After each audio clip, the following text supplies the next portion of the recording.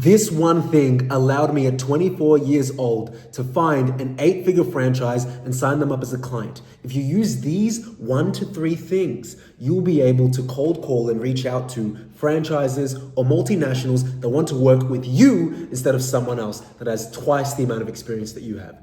Here's step number 1. The first thing you must do is think like a warrior and get consensus. So what you're gonna do is you're gonna figure out all the 8 different locations or the 5 locations or the 50 locations. You're gonna get a piece of paper from Officeworks and print it, and you're gonna have each of them sign it. Try to get at least 50% of them to sign. And the signing of the signature, you're gonna eventually take a picture with them and the person that owns that little franchisee. And that's gonna allow you to have a list of people that are bought into your idea before any money is discussed. That's step number 1. Step number 2 is you go to the head office or you send an email to the head office with a video recording saying, hey, my name is Damio Padara, I do this, this, and this, and I've already spoken to half of the people that are under your multinational or your franchise. Then what you do in that email is you say, hey, listen, all of them love what we do, or 50% of them love what we do. And it's even better with step 1 if you have a picture with you, with them in the shop or in their restaurant or in their whatever. And then most of the time, a franchise or multinational is gonna be like, damn, this person's legit, this person is creative, this person is so clever, they've been able to get upward pressure from the people that are already part of their company to buy in. They're gonna feel dumb if they don't actually take your meeting. Because then people that you've already met will start complaining to the head office, right? You gotta do what you gotta do.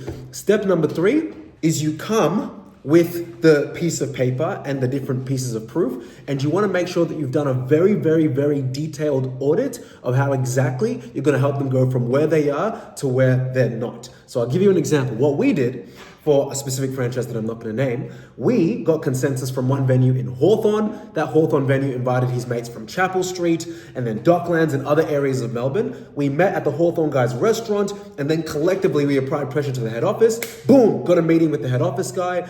Even though they already had a marketing team in another part of Australia, there was so much consensus and support of me. Got the meeting with the head office guy, and then the meeting with the head office guy, I literally showed him a very detailed way where if we did X in the next 6 months that he could get to Y.